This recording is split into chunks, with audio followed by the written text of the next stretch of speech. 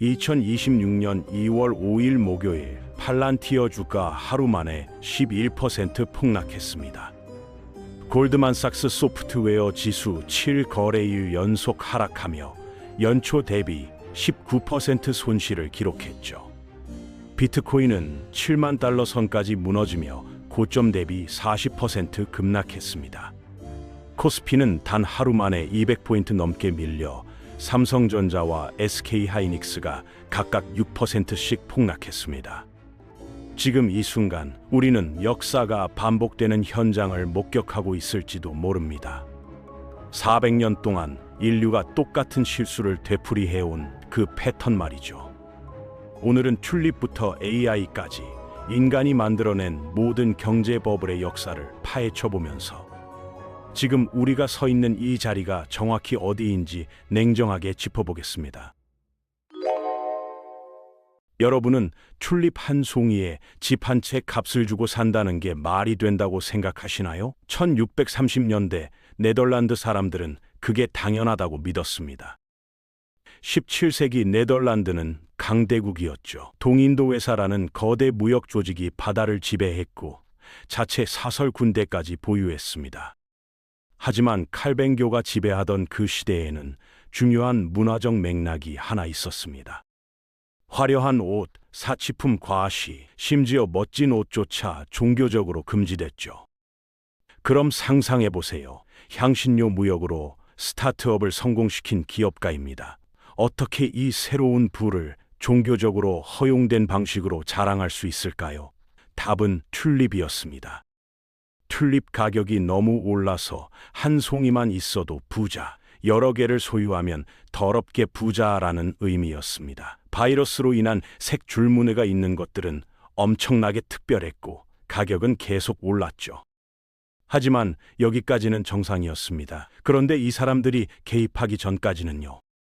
튤립의 문제는 봄에만 짧은 시즌 동안만 핀다는 겁니다. 그래서 브로커들이 일종의 계약을 만들어냈죠. 1년 중 언제든 살 수 있고 봄이 오면 미리 정한 가격에 튤립을 받을 수 있다는 보장을 해주는 계약이요. 고정 가격에 튤립을 보장하는 종이 한 장. 이게 의미하는 건 계약 자체를 더 비싼 가격에 팔 수 있다는 겁니다. 튤립을 기다릴 필요조차 없었죠. 이 계약을 선물이라고 부르는데 우리는 오늘날까지 선물을 사용하고 있습니다. 어느 시점에 튤립 선물은 정말로 집보다 비쌌습니다. 일부는 5,000길더에 달했는데 당시 연봉이 250길더였으니까요. 많은 사람들이 이해하지 못하는 건 이 호황이 꽃에 의해 만들어진 게 아니라 투기꾼들에 의해 만들어졌다는 겁니다. 하지만 사람들이 정말 원했던 건 꽃이었지 종이도 투기도 아니었습니다. 그래서 금세 이 선물 계약들은 구매자가 없어졌죠. 혼돈, 가격 폭락, 자살, 소송이 있었을까요? 아니요. 역사학자들이 이 이야기를 더 깊이 연구하면서 튤립 버블로 네덜란드가 흔들렸다는 증거를 전혀 찾지 못했습니다. 튤립 버블 기간 동안 개인이 파산 신청한 기록조차 단 하나도 없죠. 일부 사람들은 돈을 잃었지만 나라가 채무 불이행에 빠지지도 않았습니다. 이 도시 전설 같은 일이 왜 일어났을까요? 우리가 내가 그럴 줄 알았어 라고 말하는 걸 좋아하기 때문입니다. 다른 사람은 모르는 통찰력을 가진 걸 자랑하고 싶은 거죠. 하지만 이 상황에서 정말 누가 잘못한 걸까요? 그 생각은 잠시 접어두고 튤립보다 훨씬 더 큰 재앙으로 넘어가 보죠. 1716년 프랑스는 전쟁 빚에 허덕이고 있었습니다. 스코틀랜드 도박군 존 로가 프랑스 섭정에게 훌륭한 해결책이 있다고 설득했을 때였죠. 그의 계획은 루이지애나 영토를 착취할 독점권을 가진 무역회사의 주식으로 뒷받침되는 지폐를 발행하는 거였습니다. 튤립 매니아라고 생각하면 되는데 식민지 전체에 상상 속 금이 있는 거죠. 미시시피 회사 주식은 단 2년 만에 500에서 18,000으로 급등했습니다. 정점에 이 회사는 프랑스 전체 GDP의 80%의 가치가 있었죠. 오늘날 한 회사가 20조 달러의 가치가 있다고 상상해 보세요. 회사의 파리 사무실은 너무 붐벼서 지역 꼽추가 등을 책상으로 빌려주고 돈을 벌 정도였습니다. 그러다 투자자들이 종이 대신 진짜 돈을 요구하기 시작했죠. 론은 필사적으로 더 많은 화폐를 찍어냈지만 그건 그냥 초인플레이션으로 이어졌습니다. 1720년까지 주식은 97% 붕괴했고 프랑스 경제는 무너졌죠. 론은 여자로 변장해서 나라 밖으로 도망쳤습니다. 의심스러운 금융계획 얘기가 나와서 말인데 영국은 면밀히 지켜보고 있었고 자신들이 훨씬 더 잘할 수 있다고 생각했습니다. 프랑스 계획이 나빴다고 생각한다면 영국인들은 내 차나 좀 들어봐 라고 하며 훨씬 더 큰 재앙을 만들었죠. 1720년 남의 회사는 남미와 무역할 독점권과 교환으로 영국의 국가 부채를 떠안는다는 완벽한 계획을 가지고 있었습니다. 딱 하나 작은 문제가 있었습니다.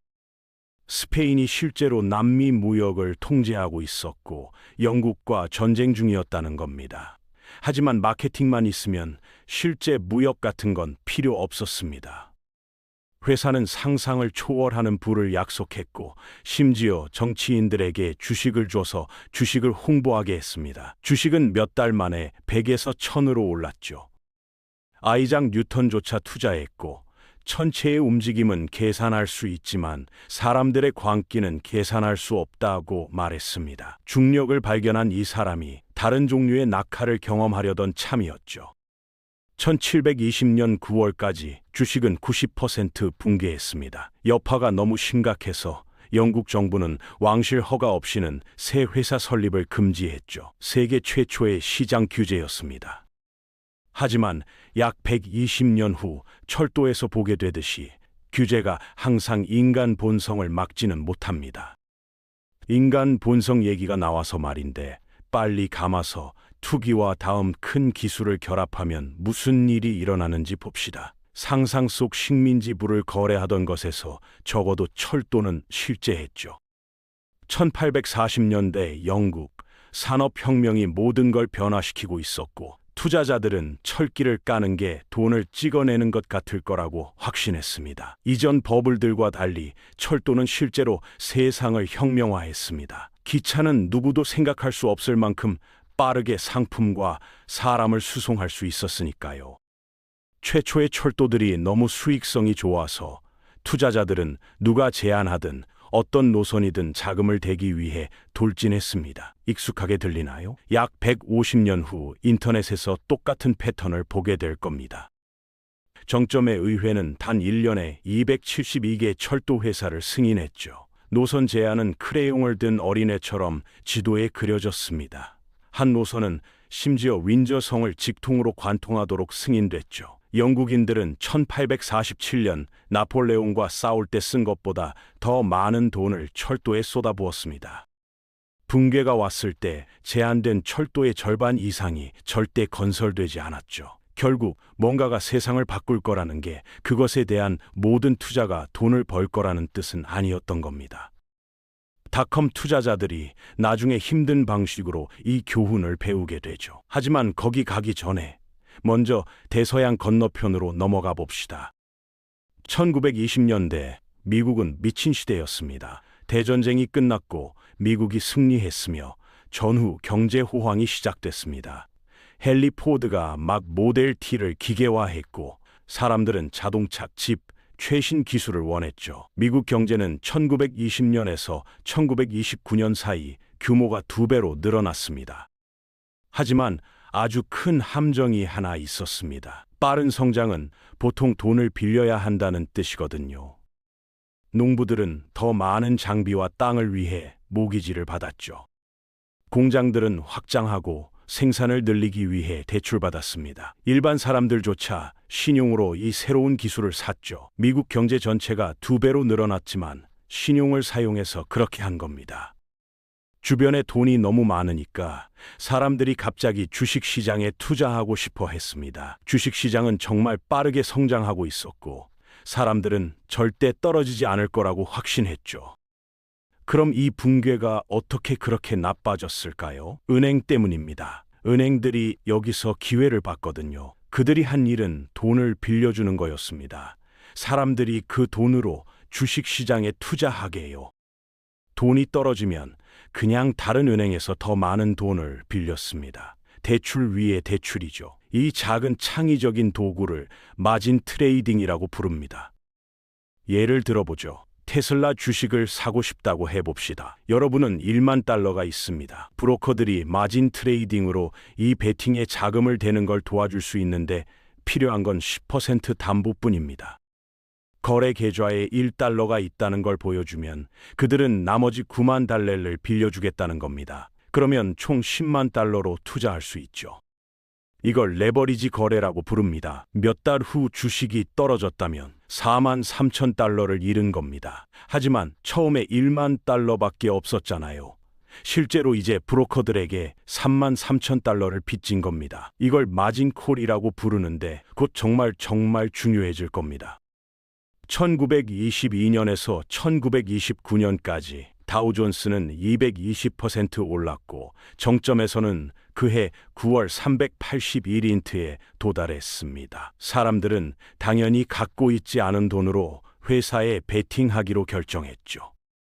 하지만 어느 시점에 누군가가 주식 가격 극에 나타내는 것, 즉 회사의 한 조각을 보면 주식 가격이 실제로 말이 안 된다는 걸 깨달았습니다. 사람들이 패닉에 빠졌고 대량 매도했죠. 하지만 그게 다가 아닙니다. 연준이 인플레이션을 통제하기 위해 금리를 급등시켰습니다. 돈을 빌리는 게 더 비싸진 거죠. 이 모든 수요를 따라잡기 위해 생산을 늘리던 회사들은 이제 팔 수 없는 물건들을 갖게 됐습니다. 그리고 완벽한 폭풍이 왔습니다. 회사들은 사람들을 해고하고 임금을 삭감하기 시작했습니다. 사람들은 갚아야 할 모든 빚을 갚을 돈이 없었죠. 한 사람이 채무 불이행했고 또 한 사람이 그랬습니다. 새 거래일에 종이 울리자마자 이 집단적 패닉이 매도세를 촉발했습니다. 10월 29일, 검은 화요일이죠. 주식시장 문이 단 한 단어와 함께 열렸습니다. 매도. 하지만 사러 온 사람은 아무도 없었습니다. 주식시장은 단 이틀 만에 23% 하락했죠. 검은 화요일 하루만 주식거래소는 140억 달러를 잃었는데 오늘날 돈으로 2,400억 달입니다. 하루에요. 은행들은 돈이 떨어져서 채무 불이행하기 시작했고 돈이 정말로 말랐죠. 붕괴는 1932년까지 멈추지 않았고 그때쯤 미국인 4명 중 1명이 실직 상태였습니다. 미국 은행의 절반이 파산했죠. 거의 100년이 지난 지금 우리는 이 이야기를 압니다. 100년 된 이야기죠. 거기서 배웠어야 하지 않나요? 2021년에 일어난 일과 1929년에 일어난 일 사이에 유사점이 있지 않나요? 하지만 1929년 이후로도 인류는 멈추지 않았습니다. 빨리 감아서 일본으로 가보죠. 1980년대 일본에 오신 걸 환영합니다. 그들은 한 번에 단 하나의 버블만으로 만족하지 않고 동시에 2개를 만들었죠. 경제가 너무 열심히 호황이어서 전문가들이 미국을 추월할 거라고 예측했습니다. 일본 회사들은 할리우드 스튜디오에서 록펠러 센터까지 모든 걸 사들이고 있었죠. 일본 주식시장은 80년대에 450% 치솟았습니다. 하지만 그건 부동산에 비하면 아무것도 아니었죠. 도쿄 부동산이 너무 비싸져서 황궁 부지가 이론적으로 캘리포니아의 모든 부동산보다 가치가 더 높았습니다. 도쿄 긴자지구의 1평방미터가 30만 달러였죠. 주차 공간이 150만 달러가 들 수 있었습니다. 완벽한 금융 폭풍이 만들어지고 있었죠. 일본 은행들은 부풀려진 부동산을 담보로 돈을 빌려주고 있었는데 그 돈은 더 많은 주식을 사는 데 쓰였고 그 주식은 더 많은 부동산을 사기 위한 더 많은 대출의 담보로 쓰였습니다. 이게 기다리고 있는 순환 문제처럼 들린다면 버블을 발견하는 게 나아지고 있는 겁니다. 1989년까지 현실이 마침내 따라잡았죠. 붕괴가 너무 심각해서 일본 경제는 30년 후에도 여전히 회복하지 못했습니다. 그들은 심지어 이름도 있죠. 잃어버린 10년들이라고요. 하지만 일본이 숙취를 다루고 있는 동안 나머지 아시아는 힘든 교훈을 배우려던 참이었습니다. 1997년 마이너스 아시아 금융위기, 아의 붕괴가 모두의 문제로. 모두가 아시아 경제가 무적이라고 생각할 때 태국은 세상에 숨겨진 위험에 대한 교훈을 가르치기로 결정했습니다. 태국 화폐인 바트가 미국 달러에 고정돼 있었습니다. 현지 기업들은 달러로 빌리며 호화롭게 살고 있었죠. 문제는 수입이 바트로 들어온다는 겁니다. 1997년 7월 2일 태국은 바트를 방어할 달러가 바닥났습니다. 화폐는 거의 하룻밤 사이에 50% 붕괴했고 기업들은 갑자기 달러 대출에 2배를 빚지게 됐죠. 하지만 여기서 눈에 띄는 현상이 발생합니다. 투자자들이 이웃 국가들을 보며 쟤네도 똑같은 짓 하고 있네 라고 생각했거든요. 도미노처럼 말레이시아, 인도네시아, 한국이 화폐가 붕괴하는 걸 지켜봤습니다. 인도네시아 루피아는 몇 달 만에 가치의 80%를 잃었죠. 세상은 연결된 경제에서 한 나라의 문제가 빠르게 모두의 문제가 될 수 있다는 걸 배웠습니다. 2008년 미국 모기지가 글로벌 붕괴를 촉발할 때 세상이 다시 배워야 할 교훈이었죠. 하지만 거기 가기 전에 실리콘밸리가 세상이 정말 얼마나 상호 연결될 수 있는지 보여주려고 합니다. 철도 매니아가 아무데도 가지 않는 철길이 재산의 가치가 있다고 투자자들을 설득했던 걸 기억하세요? 1990년대 실리콘밸리는 회사 이름에 닷컴만 붙이면 돈이 굴러들어오는 걸 증명했습니다. 인터넷은 의심할 여지 없이 혁명적이었죠. 하지만 투자자들은 다음 마이크로소프트를 놓칠까봐 너무 겁이 나서 웹사이트가 있는 모든 것에 돈을 던졌습니다. 회사들은 이익을 낸 적 없이 상장했죠. 일부는 제품조차 없었습니다. 패츠닷컴은 모든 판매에서 돈을 잃었는데도 IPO로 8,200만 달러를 모금했죠. 나스닥은 1990년에서 2000년 사이인 500에서 5,000으로 치솟았습니다. 정점에 퀄컴이라는 작은 소프트웨어 회사는 1년에 주식이 2,600% 올라가는 걸 봤습니다. 네덜란드 튤립 가격이 합리적으로 보이게 만들죠. 2000년 3월 현실이 찾아왔습니다. 2002년 10월까지 나스닥은 가치의 78%를 잃었죠. 아마존 주가는 17달러에서 7달러로 떨어졌습니다. 대부분 닷컴은 완전히 사라졌죠. 철도처럼 매니아를 촉발한 기술은 모든 걸 바꿨습니다. 대부분 투자자들이 잘못된 회사에 베팅해서 돈을 잃었을 뿐이죠. 기술주가 폐허가 되자 투자자들은 돈을 넣을 더 실제하는 뭔가를 찾기 시작했습니다. 2800을 원자재 버블과 서브프라임, 실물도 안전하지 않았다. 닷컴 회사들의 상상이익에 대인 후 투자자들은 실제하는 뭔가를 원했습니다. 만질 수 있는 석유, 쥘 수 있는 금, 먹을 수 있는 밀 말이죠. 실제 물리적인 것보다 안전한 게 뭐가 있겠어요? 2006년까지 연기금에서 소액 투자자까지 모두가 원자재에 몰려들었습니다. 석유는 배럴당 50달러에서 147달러로 치솟았고 금은 온스당 1,000달러 이상으로 2배가 됐으며 쌀 가격은 3배로 뛰어 일부 국가에서 식량 폭동을 일으켰죠. 스토리는 단순했죠. 중국의 호황 경제는 끝없는 원자재를 필요로 할 것이고 공급은 따라잡을 수 없다는 겁니다. 월스트리트는 누구나 원자재 가격에 베팅할 수 있게 해주는 복잡한 금융 상품을 만들었죠. 갑자기 여러분의 연금 기금이 밀 선물에 투기할 수 있게 됐습니다. 2008년 중반까지 버블이 극적으로 터졌습니다. 석유는 30달러로 추락했고 금은 폭락했으며 식량 가격은 붕괴했죠. 하지만 이 붕괴는 고립되지 않았습니다. 글로벌 금융 시스템에서 만들어지는 완벽한 폭풍의 한 부분일 뿐이었죠. 원자재가 호황일 때 월스트리트는 더 나은 뭔가를 발견했습니다. 아메리칸 드림 그 자체였죠. 결국 집값은 절대 떨어지지 않잖아요. 낮은 금리는 더 많은 사람들이 집을 살 수 있다는 뜻이었습니다. 은행들은 기꺼이 빌려줬습니다. 그냥 그 모기지들을 복잡한 증권으로 묶어서 전 세계 투자자들에게 팔면 됐으니까요. 곧 적격 대출자가 부족해졌습니다. 하지만 왜 좋은 일을 멈춰야 하죠? 서브프라임 모기지가 등장했습니다. 심장만 뛰면 누구에게나 대출해줬죠. 2006년까지는 직업도 없고 계약금도 없고 소득 증빙도 없이 100만 달 모기지를 받을 수 있었습니다. 그들은 이걸 닌자 론이라고 불렀죠. 무소득, 무직업, 무자산이요. 2007년 주택 가격이 마침내 떨어지기 시작하자 전체 카드의 집이 무너졌습니다. 2008년까지 주요 은행들이 망했고 8조 달러의 주택 자산이 사라졌으며 글로벌 금융 시스템이 거의 붕괴했죠. 세상은 나쁜 부채로 경제를 만들 수 없다는 걸 배웠습니다. 적어도 암호화폐 거래소들이 레버리지 거래를 발견하기 전까지는요. 2021년 암호화폐 버블 5년 만에 400년 실수를 재현하다. 디지털 시대에 오신 걸 환영합니다. 우리가 약 5년 만에 400년의 금융 실수를 재현한 곳이죠. 비트코인은 2008년 위기 이후 은행의 대안으로 출시됐습니다. 재앙을 만드는데 은행이 필요 없다는 걸 보여주려던 참이었죠.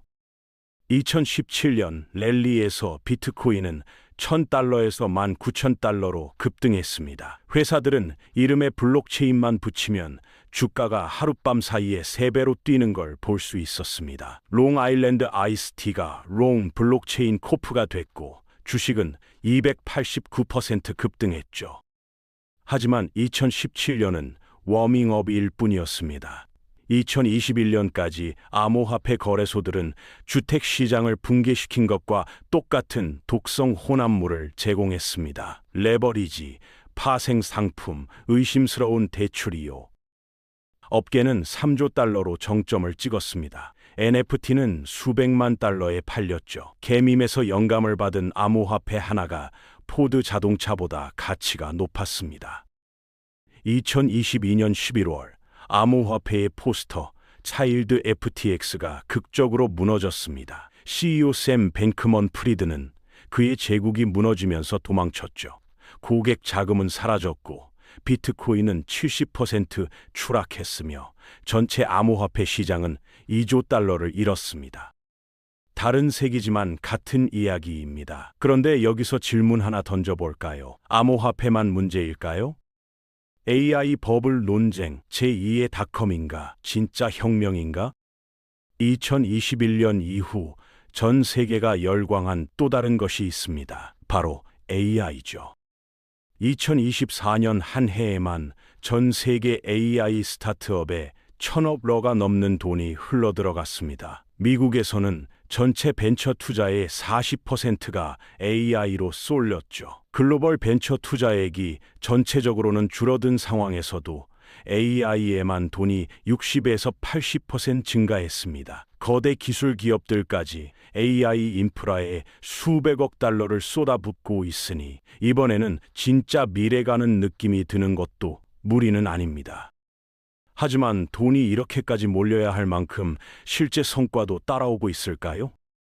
대기업 85%가 AI 전략을 추진 중이라고 답했지만 실제로 명확한 플러스 ROI를 보고 있다고 말한 곳은 절반이 채 안 됩니다. 상위 일부 기업은 투자 1달러당 3, 4달러의 가치를 만들어내고 있지만 대다수 기업의 평균 수익률은 6% 수준에 그쳤죠. 투자 쪽을 보면 버블의 전형적인 징후도 보입니다. 2024년 4분기 미국 상위 5개 AI 스타트업이 분기 전체 벤처 투자액 가운데 300억 달러가 넘는 자금을 혼자서 끌어갔습니다. 생성형 AI 기업들 상당수가 아직 뚜렷한 수익 모델이 없는데도 수십억 달러 평가를 받고 있죠.